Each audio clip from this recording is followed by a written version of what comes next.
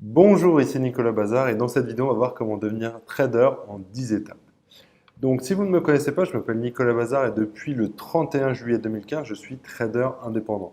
Je publie sur mon blog Objectif 10% tous mes trades en toute transparence et je vais vous expliquer dans cette vidéo comment faire pour vous aussi devenir trader et vivre de la bourse d'ici les 6 prochains mois. Donc, première étape, euh, devenir trader pour changer de vie sans prendre de risques. Donc les marchés financiers sont pour moi ce que j'appelle l'opportunité du siècle. Il n'a jamais été aussi facile d'acheter et de vendre des actions depuis le confort de votre domicile, depuis votre lit, même si vous le voulez. Tout ce dont vous avez besoin, c'est quoi? C'est un ordinateur et une connexion Internet. Et dans 5 minutes, vous commencez déjà à devenir trader. Le problème est que même s'il y a énormément d'argent à gagner avec la bourse, il y a également énormément d'argent à perdre, surtout si vous foncez tête baissée et que vous ne vous formez pas avant de vous lancer. Voilà, moi j'estime qu'il y a environ 90% des investisseurs qui perdent de l'argent avec la bourse. Et pour moi, la raison elle est évidente, c'est le manque de formation. Si vous pensez que trader, c'est parier, voilà, lancer une pièce à pile ou face, alors vous ne pouvez pas être plus loin de la vérité. Euh, D'ailleurs, connaissez-vous l'homme qui est considéré par beaucoup comme le meilleur investisseur du monde? Il s'agit de Warren Buffett. Euh, il a commencé à investir à l'âge de 15 ans, ses premiers 1000 dollars en bourse, et aujourd'hui il a donc à peu près 85 ans, donc 70 ans plus tard, il a une fortune de plus de 70 milliards d'euros. Le problème est que les médias renvoient une très mauvaise image de lui, c'est-à-dire qu'il est souvent surnommé, vous verrez ça dans les médias, l'oracle d'Omaha, du nom de sa ville de naissance, Omaha. Rien que voilà ce mot, l'oracle, comme si voilà il était en train de lire sa boule de cristal pour savoir dans quel actif investir. Non, c'est pas ça. S'il avait cette fameuse boule de cristal, il n'aurait pas fallu 70 ans pour arriver à une telle fortune de 70 ou 80 milliards de dollars, mais en quelques mois seulement, il serait devenu milliardaire. Le véritable secret de Warren Buffett, c'est quoi? C'est une méthode qui est bien établie et dont il a souvent parlé et dont il l'a souvent expliqué au public. Donc sa méthode à Warren Buffett, ça consiste à considérer une action pour ce qu'elle est, c'est-à-dire c'est une part d'une entreprise. Donc on détermine la valeur de l'entreprise et on divise par le nombre d'actions pour connaître la valeur réelle de cette action. Donc à différencier la valeur d'une action et le prix d'une action. C'est deux notions qui sont bien différentes. Donc si le prix actuel est en dessous de cette valeur réelle, on achète. Si le prix est au-dessus de cette valeur, on n'achète pas. Donc je vais prendre un exemple pour que ce soit plus clair. Vous avez une entreprise qui a été évaluée, vous prenez voilà, l'entreprise, elle a été évaluée à 1000 euros. On va diviser son capital en 10 actions, donc la valeur de chaque action, et non le prix, la valeur, c'est donc 1000 euros, la valeur de l'entreprise divisée par 10, donc le nombre d'actions, ce qui fait qu'on a une valeur de l'entreprise par action de 100 euros. Or, le prix de l'action, qui n'a rien à voir avec la valeur, je le répète, varie tous les jours. Alors, un jour, le prix peut être à 73,48 euros, un mois plus tard, 102,89 euros, un mois plus tard, 80,23 euros. Voilà, c'est des chiffres que j'ai pris au hasard, mais la valeur réelle de l'entreprise, elle ne varie que très peu. C'est-à-dire qu'on ne va pas avoir des hausses de chiffre d'affaires où c'est quand même assez stable la valeur, tandis que le prix, ça peut bouger énormément d'un jour sur l'autre. Donc, l'objectif de Warren Buffett, ça a toujours été d'acheter les actions en dessous de leur valeur réelle. Donc, pour l'exemple que je vous ai dit, donc si la valeur, on estime que la valeur par action est de 100 euros et que le prix est de 50 euros, on achète. Si on estime que la valeur de l'action est de 100 euros et que le prix est de 200 euros, on n'achète pas, on s'abstient. Alors, cependant, cette méthode, c'est une méthode que je qualifierais de passive, car une fois qu'il a acheté ses actions, il va les garder pendant plusieurs décennies. Et en fait, le problème de Warren Buffett, c'est qu'il n'a pas le choix. Il est obligé parce que son capital à investir, il est de plusieurs centaines de milliards de dollars. Donc, cela prend énormément de temps pour acheter la quantité d'actions qu'il désire. Parfois, cela prend plusieurs mois pour acheter toutes les actions qu'il veut. Donc, vous comprenez bien qu'il est vu le temps que ça met pour acheter les actions, il est bien obligé de les garder un petit moment parce qu'il ne peut pas les revendre tout de suite. Et sachant que le processus de revente est aussi long que le processus d'achat. Et en fait, voilà, il est obligé d'investir comme ça de manière passive parce qu'il n'a pas le choix, parce que son capital est très très élevé. Voilà, plusieurs centaines de milliards de dollars. Cette méthode d'investissement passif lui a rapporté environ 20% par an depuis qu'il a commencé à investir en bourse. C'est un score qui est très bien, 20% par an, pour une méthode passive, mais c'est très peu, j'insiste là-dessus, pour une méthode active. Voilà, il y a certains traders dont le capital est beaucoup moins élevé que celui de Warren Buffett. Ils peuvent donc acheter, vendre, avoir une gestion beaucoup plus active et ils gagnent 20% mais par jour. Donc, c'est plutôt ce genre de méthode active qui va nous intéresser, car si vous êtes en train de regarder cette vidéo, c'est qu'il y a de fortes chances que votre capital ne soit pas de plusieurs milliards de dollars, mais plutôt quelques centaines, quelques milliers, quelques dizaines de milliers d'euros. Donc, on notera que Warren Buffett a fixé une règle qui est très très importante pour ses investissements et qui est, pour moi, la règle la plus importante du trading. Cette règle, c'est la suivante, c'est en bourse, la règle la plus importante, c'est ne jamais perdre d'argent. Et je vais tout de suite vous expliquer pourquoi.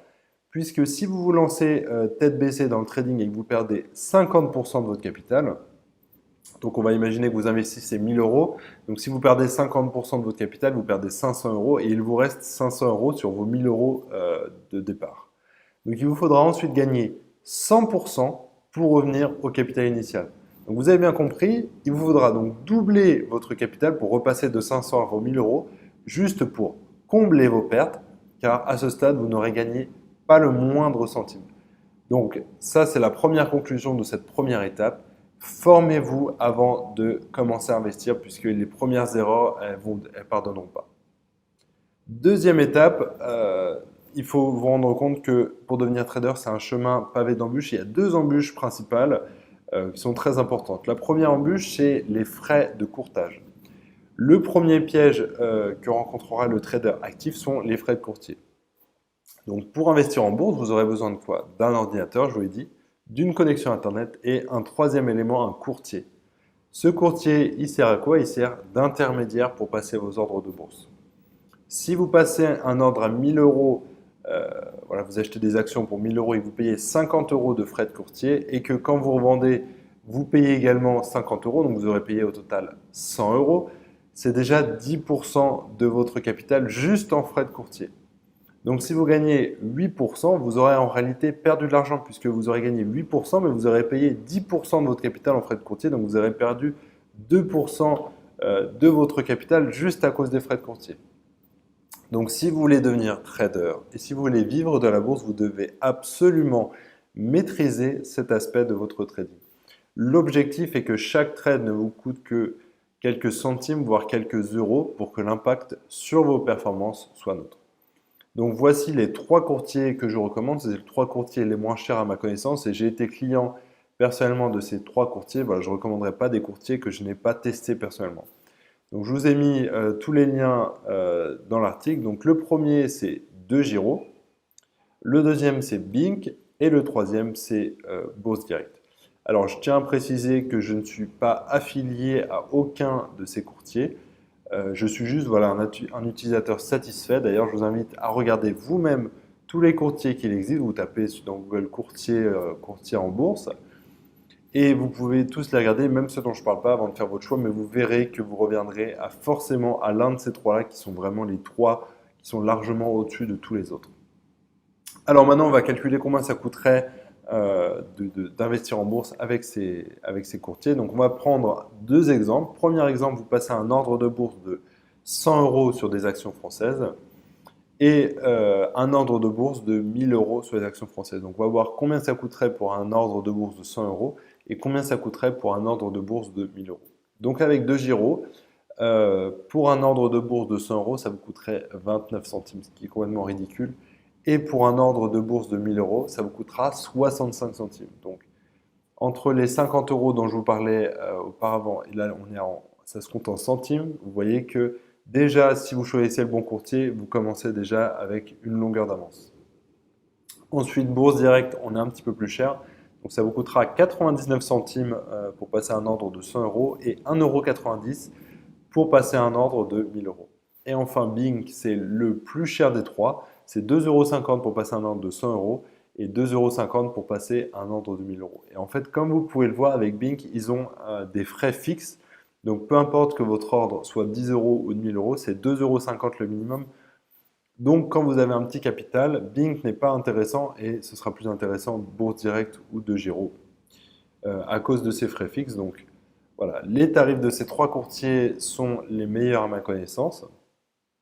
Un courtier classique, donc autre que ces trois-là, prendra toujours des frais fixes minimum à chaque prise de position. Donc, Bink prend des frais fixes également, mais ils sont assez faibles.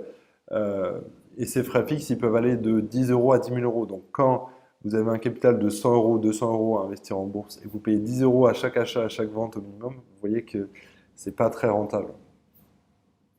Donc, jusqu'à très récemment, à cause de ces frais de courtier, la bourse était réservée aux riches, car quand tous les ordres de bourse sont à 50 euros, c'est inutile d'envisager d'investir en bourse avec moins d'un capital de 100 000 euros. Mais aujourd'hui, avec un courtier comme DeGiro, c'est vraiment le moins cher du marché. Vous pouvez passer des ordres de bourse à moins de 1 euro et vous pouvez commencer à investir en bourse dès 100 euros. Mais nous le verrons un peu plus tard. Je vous déconseille de commencer en réel dès la fin de cette vidéo. En effet, il y a une étape intermédiaire qui est indispensable. La deuxième embûche, c'est les ordres de bourse. Alors, qu'est-ce que c'est les ordres de bourse? C'est les ordres que vous passez auprès de votre courtier pour acheter des actions ou vendre des actions. Vous devez avoir conscience que pour acheter une action, il faut qu'il y ait un vendeur en face, au même prix quelque part dans le monde. Vous devez également avoir conscience que pour vendre une action, il faut qu'il y ait un acheteur au même prix quelque part dans le monde. En fait, la bourse, c'est ça, c'est un échange d'actions. Ça pourrait être également un échange de tomates. Pour que vous vendiez vos tomates, il faut qu'il y ait un acheteur qui veuille acheter vos tomates au même prix. Donc c'est exactement ça la bourse, sauf qu'au lieu que ce soit des tomates, c'est des actions, c'est des parts d'entreprise. Donc l'équilibre actuel entre les vendeurs détermine le prix d'une action. Entre les vendeurs et les acheteurs. Si cet équilibre il est stable, le prix ne va pas bouger. S'il y a beaucoup plus de vendeurs, alors le prix aura tendance à diminuer. Et s'il y a beaucoup plus d'acheteurs, le prix va monter. Voilà. Le prix du marché est très important car si le prix d'une action est de 50 euros et que vous voulez l'acheter à 5 euros, ça ne va pas être possible. Si au contraire, vous voulez vendre votre action à 100 euros et que le prix du marché est de 10 euros, vous ne trouverez pas d'acheteurs assez stupides pour acheter à ce prix-là. Donc je le répète, ça c'est très important d'avoir conscience de ça, c'est qu'à chaque vendeur, il y a un acheteur et pour chaque acheteur, il y a un vendeur. Donc quand vous allez passer vos transactions, il y a quelqu'un de l'autre côté d'Internet qui aura fait exactement la même transaction à l'inverse. Vous allez donc devoir passer des ordres de bourse. Il y a principalement deux ordres de bourse. Le premier, c'est l'ordre au marché et le deuxième, c'est l'ordre limité.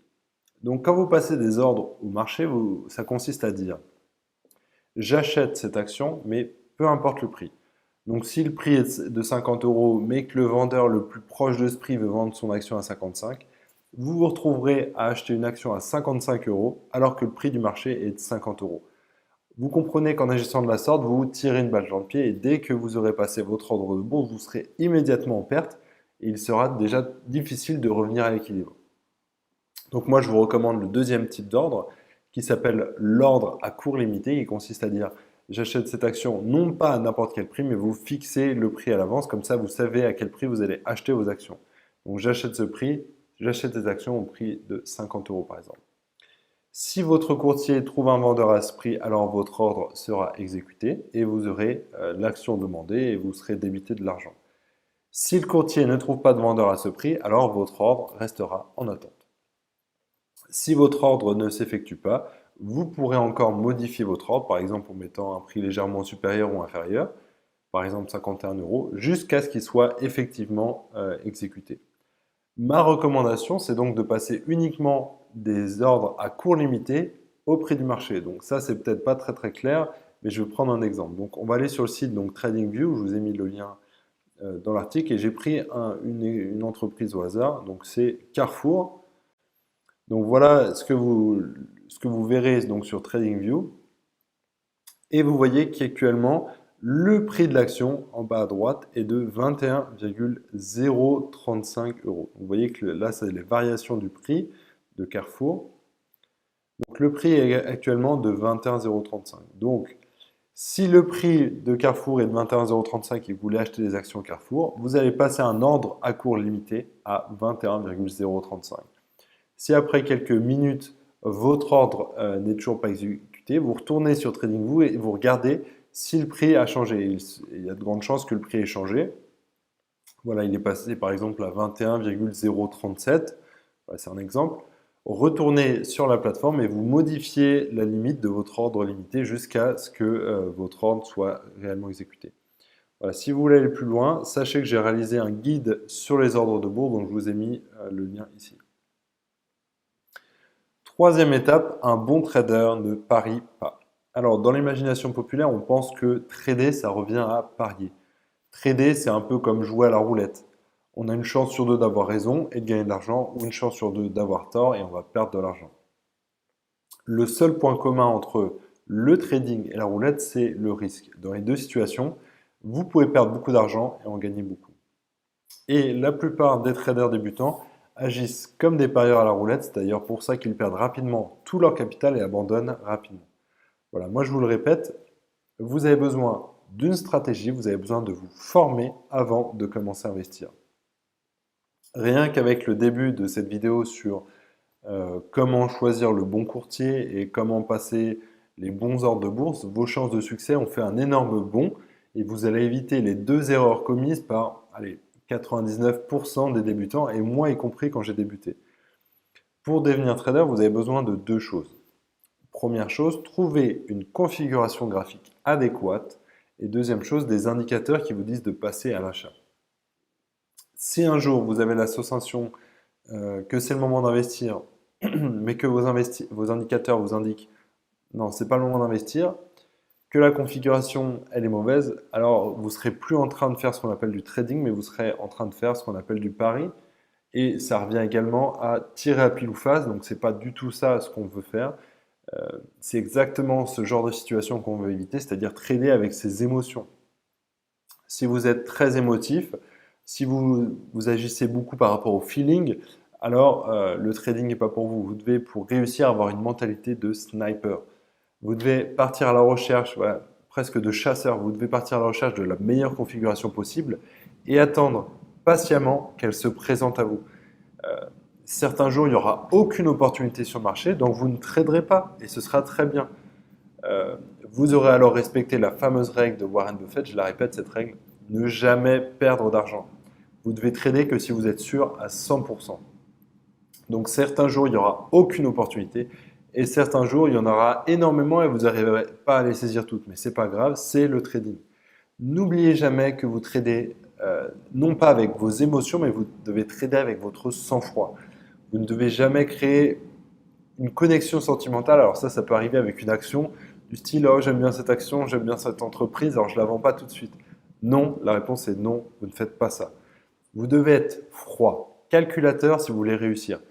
Quand c'est le moment d'acheter, vous achetez. Quand c'est le moment de vendre, vous vendez. Vous devez trader comme un robot sans émotion. Car croyez-moi, les émotions, c'est le pire ennemi du trader. Si un jour vous sentez que votre trading vous affecte et que vous commencez à ne plus prendre les bonnes décisions, éteignez votre ordinateur et allez prendre l'air. Voilà, le contrôle de ces émotions fera toute la différence entre un trader qui réussit et un trader qui échoue. À la fin de cet article, vous allez pouvoir passer à l'action. Votre premier trade sera décisif car il est perdant dans la majorité des cas. Il y a alors deux types de réactions et ça c'est très important. Première réaction, cette méthode ne marche pas, j'abandonne. Donc ça, c'est ce qui va se passer avec beaucoup de personnes. Et deuxième type de réaction, ça c'est les gens qui vont devenir traders. C'est vous posez la question, qu'est-ce que je n'ai pas compris dans la méthode? Qu'est-ce qui n'a pas marché? Qu'est-ce qui n'était pas bon dans la configuration? Vous allez analyser pourquoi ça n'a pas marché pour ne jamais refaire la même erreur une deuxième fois. Cette méthode que je vais vous enseigner, elle marche tout simplement parce que je l'applique depuis bientôt 2 ans. Et elle est beaucoup plus complexe qu'il n'y paraît. Il y a une citation sur le trading que j'aime beaucoup, et cette citation c'est la suivante. Il faut 1 heure pour apprendre à trader, mais il faut une vie pour devenir trader. Voilà, à la fin de cette vidéo, vous en saurez énormément sur le trading, mais ce n'est pas pour autant que vous serez trader. C'est là toute la différence entre quelqu'un qui deviendra trader et quelqu'un qui ne le sera jamais, c'est la persévérance. Quatrième étape, un bon trader ne suit jamais le marché. Vous devez toujours garder votre indépendance d'esprit et d'analyse. Beaucoup de débutants pensent que le marché, c'est quelque chose de tangible. La vérité, elle est pourtant tout autre et je vous l'ai déjà dit, pour chaque acteur, il y a un vendeur et pour chaque vendeur, il y a un acheteur. Et qu'est-ce que c'est le marché? C'est ni plus ni moins que la somme de tous les acheteurs et la somme de tous les vendeurs. Si vous voulez réussir en trading, vous devez absolument éviter de suivre le marché. Au contraire, vous devez garder votre indépendance d'esprit et ce sera parfois difficile, croyez-moi. Un bon exemple, c'est un exemple historique qui est assez connu, c'est le marché des tulipes en Hollande au XVIIe siècle. Voilà, c'était il y a très longtemps, mais c'est assez révélateur. Le prix des tulipes augmentait tous les jours, tous les jours, tous les jours, tous les jours, et de plus en plus vite. Il augmentait, il augmentait. Et plus le prix augmentait des tulipes, et plus tout le monde voulait acheter, acheter, acheter des tulipes. Certaines personnes ont quitté même leur travail pour se mettre dans le business des tulipes. Et puis un jour, voilà, ce qui s'est passé, c'est que le prix des tulipes a explosé, il a brutalement chuté. C'est ce qu'on appelle une explosion d'une bulle spéculative. Donc, je pense que vous en avez déjà entendu parler. Il y a beaucoup de gens qui ont perdu leur travail et leurs économies. Voilà, ce genre de situation, c'est un éternel recommencement, hein. On pourrait prendre beaucoup d'exemples, mais cet exemple, c'est un des premiers qui est connu dans l'histoire. Et pour vous prévenir contre l'explosion de telles bulles spéculatives, vous devez toujours comprendre le sens dans lequel évolue le marché. Donc il y a deux types de marchés. Le premier marché, c'est ce qu'on appelle le bull. Bull, ça veut dire en anglais taureau. Ça veut dire qu'il y a plus d'acheteurs que de vendeurs et que les prix augmentent rapidement. Donc bull, ça veut dire marché haussier. Et on a le bear, ça veut dire ours en anglais. Cela veut dire qu'il y a plus de vendeurs et que les prix diminuent rapidement. Donc bull, c'est marché haussier et bear, c'est marché baissier. Et d'où viennent ces noms que vous entendrez très très souvent? Ça vient de la manière dont ont tendance à attaquer l'ours et le taureau. Donc comme vous voyez ici, le taureau et l'ours se tiennent toujours à quatre pattes. Mais quand ils sont en situation d'attaque, le taureau se grandit, comme vous pouvez voir sur l'image, donc boule, marché haussier, et l'ours au contraire se rapproche du sol quand il se prépare à attaquer, donc bear, donc marché baissier. Voilà d'où ça vient historiquement ces noms de boule et de bear. Vous devez donc toujours être du bon côté de la tendance tout en étant conscient que cette tendance peut se terminer à tout moment et ce de manière brutale. Un bon moment pour déterminer, un bon moyen pour déterminer la tendance, c'est d'utiliser la moyenne mobile à 200 jours. Qu'est-ce que c'est la moyenne mobile à 200 jours? C'est la moyenne des prix des 200 derniers jours. Donc vous prenez tous les prix des 200 derniers jours, vous faites une moyenne, et vous avez ce qu'on appelle la moyenne mobile à 200 jours. Pourquoi mobile? Puisqu'elle va se recalculer tous les jours, donc vous verrez que ça fera une ligne. Si le prix est au-dessus de cette moyenne, alors la tendance sera haussière. Et si le prix est en dessous, alors la tendance sera baissière. Donc je vous ai repris l'exemple de Carrefour. Donc pour ajouter sur TradingView un indicateur, vous cliquez ici sur Indicators et vous rajoutez donc la moyenne mobile. Et vous sélectionnez donc 200 jours et vous voyez qu'il y a cette ligne qui va se tracer. Et donc, comme je vous l'ai dit, quand on est au-dessus, on est dans une tendance haussière et quand on est en dessous, on est dans une tendance baissière. Donc, une stratégie d'investissement tout simple consisterait donc à acheter quand le prix passe au-dessus de la moyenne mobile à 200 jours et à vendre quand le prix passe en dessous. Cette technique, elle est très efficace quand on a une tendance haussière ou baissière qui est clairement définie. Elle est un peu moins quand le prix navigue autour de la moyenne mobile, vous obligeant à faire des achats, des ventes à répétition, et ce qui a tendance à grignoter fortement vos bénéfices. C'est d'ailleurs le cas de Carrefour. Donc dans l'exemple, vous voyez que là, on est en dessous, on passe au-dessus, on passe en dessous, au-dessus, en dessous, en dessous, au-dessus. Donc vous voyez que là, la stratégie ne marcherait pas parce qu'on n'a pas une vraie tendance de fond. Donc cinquième étape pour devenir trader, l'analyse technique. Donc ça, c'est très très important. Avec l'étude de la moyenne mobile à 200 jours, nous entrons dans ce qui s'appelle l'analyse technique, c'est-à-dire l'analyse du prix. On se fiche de savoir si l'entreprise qui est derrière cette action augmente ou baisse son chiffre d'affaires, est-ce qu'elle licencie des gens, est-ce qu'elle gagne des nouveaux marchés, est-ce qu'elle lance des nouveaux produits, ça on s'en fiche, c'est ce qui s'appelle l'analyse fondamentale. Il y a pour moi deux types de traders bien distincts. Le premier, c'est le trader actif qui va utiliser l'analyse technique, c'est-à-dire qu'il va étudier uniquement le prix pour acheter et vendre au bon moment. Le deuxième trader, c'est le trader passif, donc comme Warren Buffett, il cherche les meilleures opportunités du marché avec l'analyse fondamentale, donc il va analyser est-ce que le chiffre d'affaires il augmente, est-ce qu'on a beaucoup de marge, est-ce qu'on fait beaucoup de bénéfices, est-ce qu'on gagne des nouveaux marchés, est-ce qu'on a une marque qui est reconnue, et à partir de ça, il investit dans les entreprises et garde les actions plusieurs décennies. Si vous voulez vivre du trading en moins de 6 mois, et c'est la promesse de cette vidéo, vous allez devoir rentrer dans la première catégorie. Le trader actif qui s'intéresse à l'analyse technique. L'analyse technique, c'est quoi? C'est donc l'analyse du prix et uniquement du prix. Il y a 5 informations essentielles à propos du prix. Donc, première information, c'est le prix à l'ouverture. Donc, sur TradingView, c'est O, puisque c'est Opening Price. Le prix à la clôture ou à la fermeture, donc C pour Closing Price. Le prix le plus haut atteint dans la journée, puisqu'en fait, le prix peut monter très très haut et redescendre très très bas, et on peut avoir un prix d'ouverture et un prix de fermeture qui est quasiment le même, mais pendant la journée, le prix est monté ou descendu très très bas. Donc le prix le plus haut, c'est H pour High. Le prix le plus bas, c'est L pour Low. Et ce qui va être une cinquième information qui est très intéressante, c'est la différence entre le prix le plus haut et le prix le plus bas. Donc là, je vous ai pris un exemple donc, de l'action totale. Et en fait, donc on voit en rouge bien la moyenne mobile. Et on voit ici, en haut du graphique, donc sur TradingView, on voit bien les lettres O, H, L et C. Donc O, pour rappel, c'est donc Opening Price, donc c'est le prix d'ouverture. Donc là, il est de 48,84. High, H, c'est le prix le plus haut atteint dans la journée. Donc là, 49.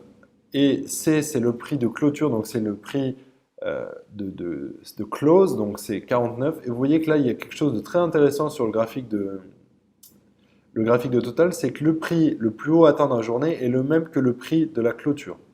Donc voilà, là c'est une indication intéressante.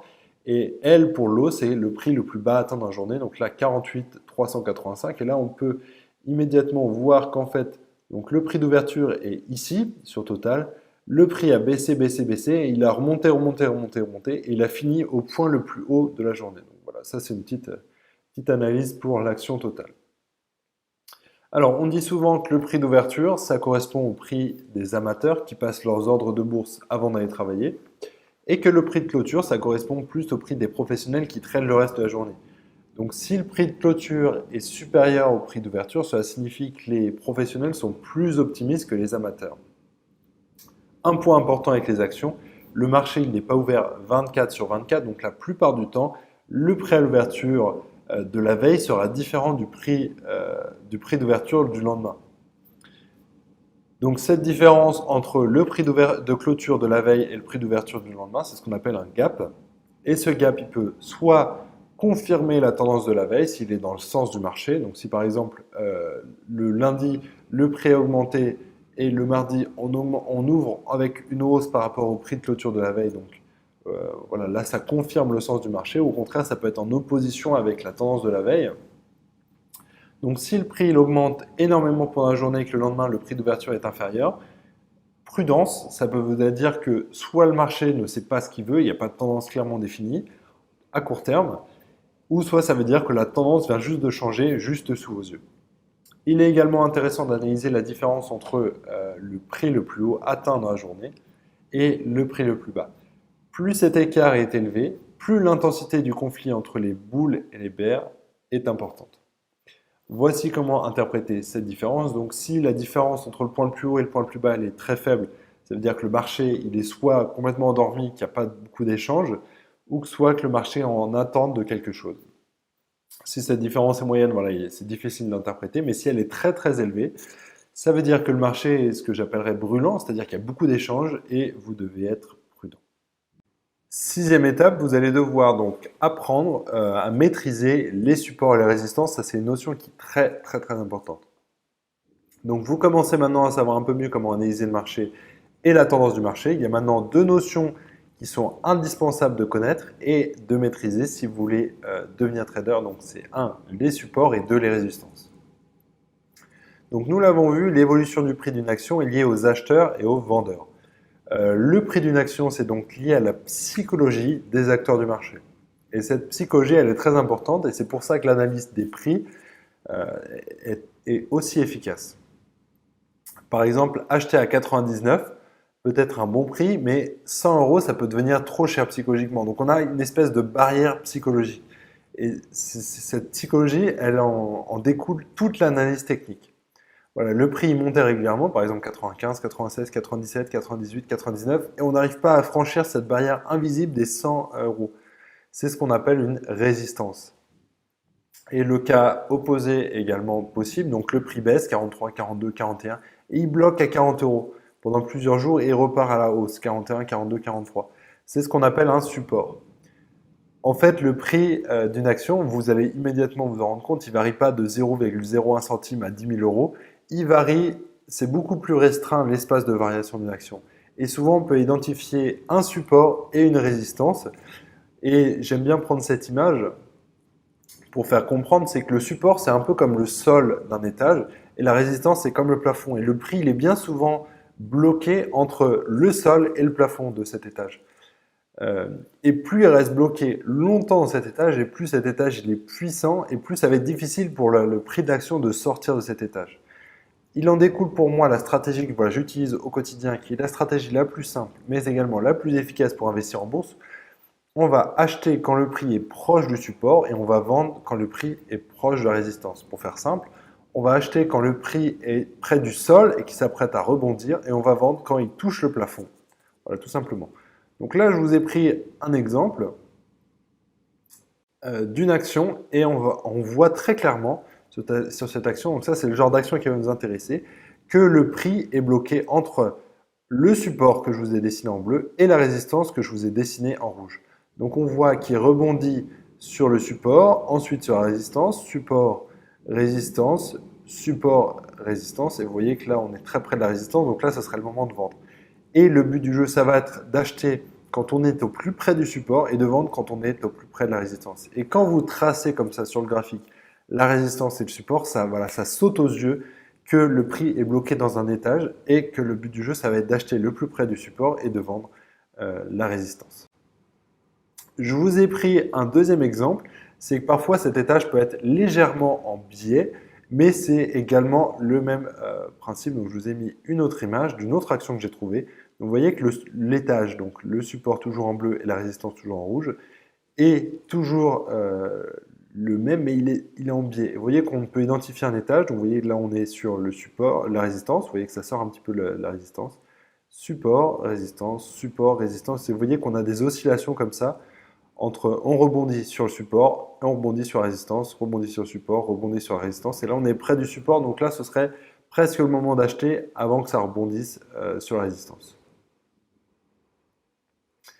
Donc, comme vous pouvez le voir, cet étage, il est formé par les supports et résistances, et on peut avoir donc un étage qui est complètement plat, ou on peut avoir en biais, donc c'est ce qu'on appellera dans le jargon technique un canal ascendant.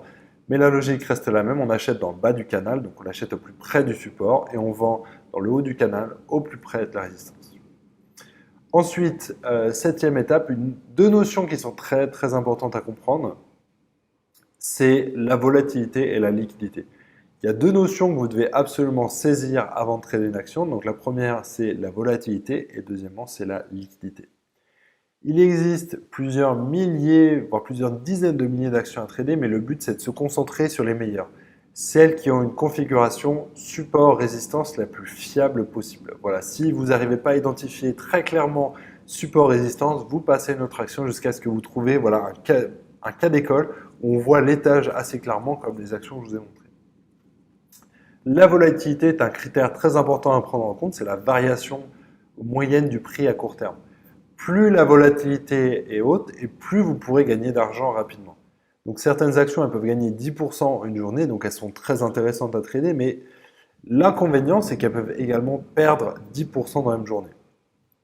Donc ces actions, c'est ce qu'on appelle les actions volatiles, elles ont des forts mouvements d'un côté comme de l'autre. Elles sont plus rémunératrices, mais sont également plus risquées. Donc au contraire, il existe des actions qui sont moins volatiles, comme les actions du CAC 40 par exemple. Le CAC 40, c'est quoi? Si vous ne connaissez pas, c'est un indice qui regroupe les 40 plus grandes actions françaises. Donc il y a par exemple BNP Paribas, il y a Carrefour, il y a L'Oréal, il y a Sanofi, il y a Total, voilà, toutes les grandes actions françaises. Et ces actions, c'est des mastodontes, c'est des poids lourds. Donc en fait, ce qui se passe, c'est que ces actions, elles sont très peu volatiles. Si elles gagnent 1% ou 2%, c'est déjà énorme. Et vous ne verrez jamais les actions du CAC 40 gagner 10, 15, 20% en une seule journée. Donc selon votre profil, vous devez choisir des actions plus ou moins volatiles, mais vous devez toujours avoir conscience que la volatilité d'une action, c'est lié au risque. C'est d'ailleurs l'une des erreurs qui est commise par beaucoup de débutants, et voilà, j'en fais partie, c'est d'acheter on voit une action, voilà, elle gagne 10% tous les jours. On se dit, allez, c'est parti, je prends position et je vais gagner 10% demain. Sauf que au moment où vous achetez, l'action perd 20% en quelques heures. C'est ce qu'on appelle donc la volatilité qui est très très élevée. Pour calculer la volatilité, on va utiliser ce qui s'appelle le bêta. Plus le bêta est élevé et plus la volatilité elle est élevée. Donc le bêta il se calcule par rapport à l'indice de référence, le CAC 40. Donc voilà, si une action du CAC 40 a un bêta de 2, ça veut dire qu'en moyenne, quand le CAC 40 gagne 1%, l'action va gagner 2 fois ce que gagne le CAC 40, c'est-à-dire qu'il va gagner 2%. Et inversement, quand le CAC 40 perd 1%, l'action du CAC 40 perdra 2%. Donc soyez particulièrement prudent avec les actions dont le bêta est très élevé. Si par exemple vous avez un bêta de 10, ça veut dire que si l'indice gagne 1%, l'action va gagner 10%.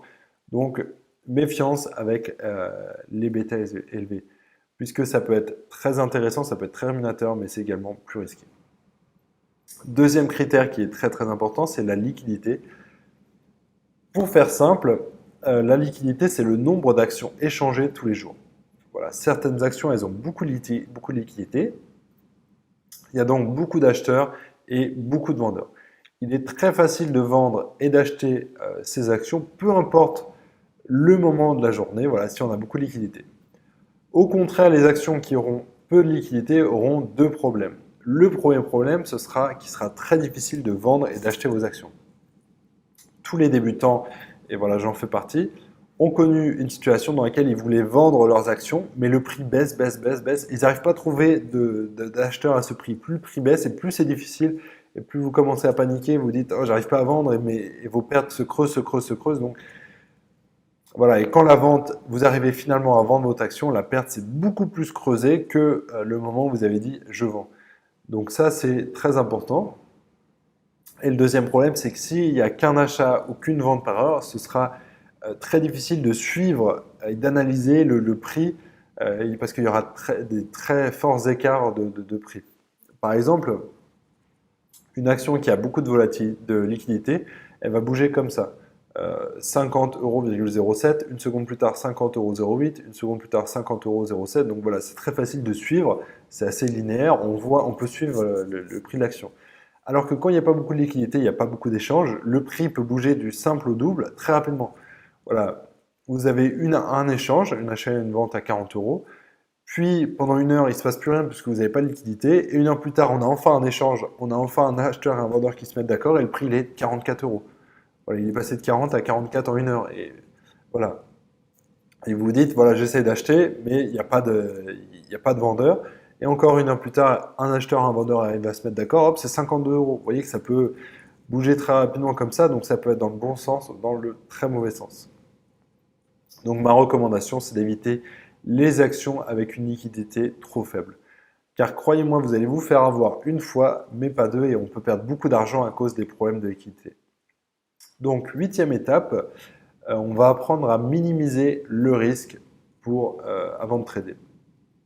Donc, peu importe si vous êtes un bon trader ou pas, si vous n'avez pas des bonnes règles de gestion du risque, vous n'irez pas loin et vous grillerez tout votre capital très rapidement. Si vous voulez durer et vraiment vivre de la bourse et vraiment devenir trader en 6 mois, vous devez absolument suivre les règles suivantes. Première règle, n'investissez jamais tout votre capital sur une seule action. Parce que si l'action gagne 20%, vous allez gagner, votre portefeuille va gagner 20% en sa globalité, mais si l'action perd 20%, vous allez perdre également 20%. Donc souvenez-vous de ce que j'ai dit.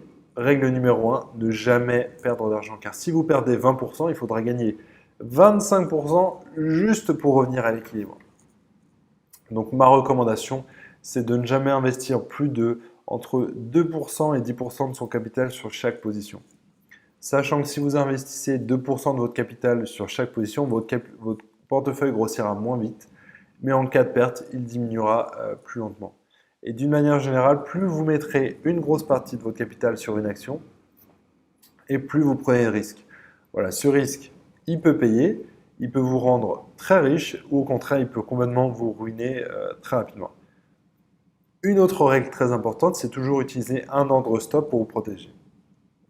C'est-à-dire que au moment où vous prenez position, vous définissez la perte maximale que vous êtes prêt à subir par position. Donc l'ordre stop, il se définit par rapport à l'objectif de profit initial.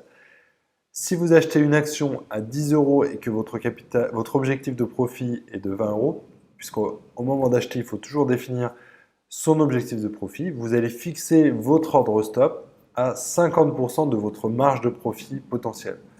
Donc on va prendre des chiffres pour que ce soit plus clair.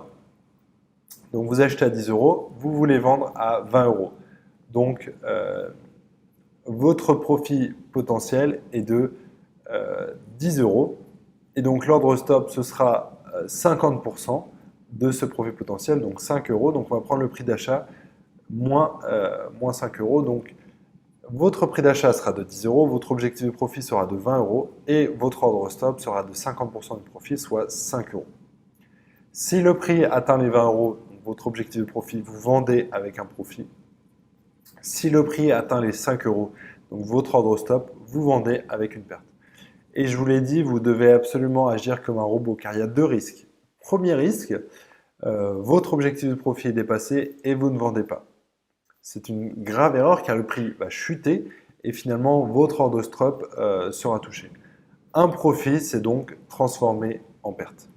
Deuxième risque, votre ordre stop est touché et vous ne vendez pas. Et la perte elle va continuer à s'agrandir, s'agrandir, s'agrandir avant que vous ne vendiez. Et une petite perte s'est transformée en grande perte.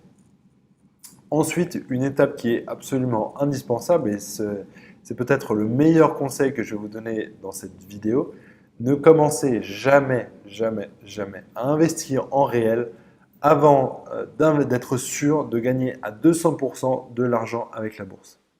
Testez toutes les méthodes et voilà la méthode que je vous enseigne dans cette vidéo, testez-la en virtuel. Pour ça, c'est très simple. Vous prenez un papier, un crayon et vous écrivez, voilà, par exemple, vous regardez le graphique, voilà, j'aurais acheté à tel prix, j'aurais vendu à tel prix tel jour, etc. Vous pouvez également faire un fichier Excel. Il y a également le site donc Zone Bourse, je vous ai mis le lien dans l'article, qui vous propose également un outil pour le trading virtuel. L'important, c'est de faire un achat et une vente en virtuel, de mettre la date, le prix d'achat, le prix de vente. Et la deuxième étape, c'est très très important, c'est d'analyser. Et l'étape numéro 2 est bien plus importante que l'étape numéro 1, car il y a de grandes chances que vos premiers trades soient tous perdants. Et à chaque fois, vous allez devoir vous poser la question suivante. Qu'est-ce qui n'a pas été? Et petit à petit, vous allez transformer vos trades perdants en trades gagnants. Avec cette méthode, vos chances de succès elles sont de 100% et ça, je peux vous le garantir. Au début, vous aurez des petites difficultés, mais quand vous comprendrez à comprendre d'où viennent vos erreurs, vous pourrez vous améliorer, et là, vous commencerez à devenir un trader qui aura du succès. Et c'est pour ça que je vous dis vivre de la bourse en 6 mois, devenir trader en 6 mois, puisque si je vous dis devenir trader en 3 jours, c'est pas possible, puisque au début, il y a toujours une phase d'apprentissage, même si vous maîtrisez en théorie la méthode, vous allez devoir pratiquer jusqu'à bien être sûr de comprendre toute la méthode. Donc, 9e étape, vous allez devoir tenir un journal. Ça, c'est très important pour mesurer votre progression. Il est très important de toujours s'améliorer en trading. Voilà, moi, j'estime que c'est la clé du succès. Ce fichier Excel que vous allez faire en trading virtuel doit être continué en trading réel. Je continue moi-même ce fichier au quotidien. Vous devez utiliser donc 2 colonnes, en plus de vos colonnes prix d'achat, prix de vente, date d'achat, date de vente, profit, etc. Première colonne, c'est la colonne notes. Donc moi, j'utilise depuis très longtemps un système de notation que je vous propose ici. Voilà, il peut être amélioré, mais c'est celui que j'utilise. Donc vous mettez une note compris entre 1 et 5. 1, c'est une perte et vous n'avez pas respecté votre ordre stop, vous n'avez pas perdu. Vous avez perdu plus que ce que vous auriez dû perdre. Donc là, je veux absolument voir aucun 1, même quand vous débutez sur votre journal de trading. Je veux voir que des 2, des 3, des 4, des 5. Le 2, c'est vous avez une perte, mais vous avez respecté votre ordre stop, donc ça c'est OK. Le 3, vous avez perdu, mais vous avez vendu avant votre ordre stop, donc voilà, c'est un trade moyen. Le 4, j'ai vendu avant mon objectif de profit. Et le 5, c'est j'ai respecté mon ordre de profit et j'ai fait le profit qui était attendu. Tous les jours, toutes les semaines, tous les mois, faites la somme de tous vos points. Faites un graphique, par exemple, si ça peut vous motiver. Et plus votre score sera élevé, et mieux c'est. Au début, vous aurez probablement plutôt des 2, des 3. Puis vous commencerez à avoir des 4 et vous aurez régulièrement des 5. La deuxième colonne qui se situe juste à côté de la colonne note, c'est également une colonne qui est très importante puisque vous allez mettre la note, donc 1, 2, 3, 4, 5, ça c'est très bien. Mais il va falloir analyser. Et c'est particulièrement important quand vous débutez. Par exemple, vous dites la configuration était bonne, mais j'ai longtemps hésité avant de prendre position et j'ai vendu trop tôt. Voilà, relisez régulièrement ces commentaires pour progresser et pour mesurer votre progression.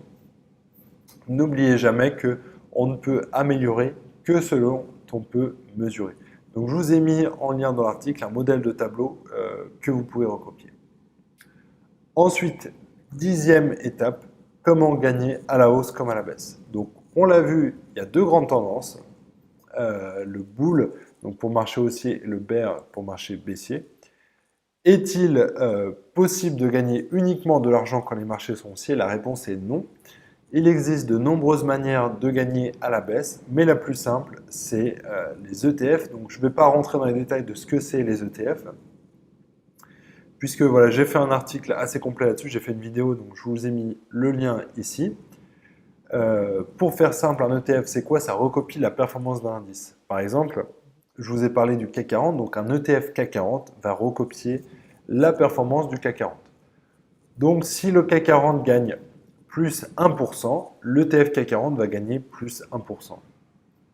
Il y a une petite astuce ici qui va vous permettre de gagner de l'argent quand les marchés sont baissiers. C'est que si le CAC 40 perd 1%, l'ETF inverse CAC 40 va gagner 1%. C'est-à-dire que ça va fonctionner à l'inverse.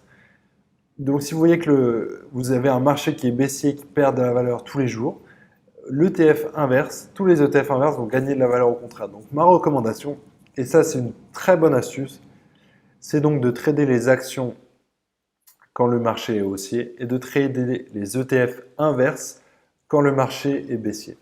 Alors pour trouver les meilleurs ETF inverses, je vous recommande l'outil de Morningstar. Donc je vous ai mis un lien.